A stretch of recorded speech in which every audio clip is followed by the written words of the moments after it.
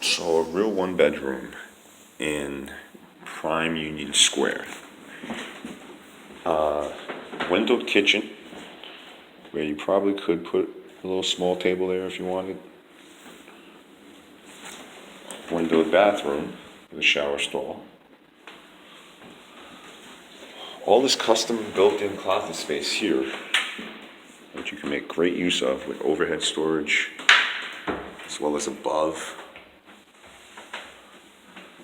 And it's pre-war building, elevator, living super, laundry.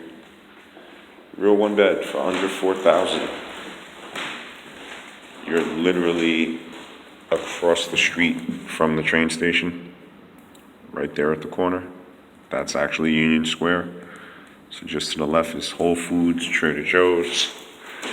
And you can get a queen in this bedroom if you put it right along this wall.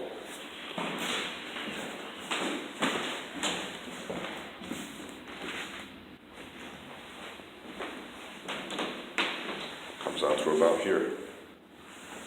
So queen size bedroom with little pocket doors.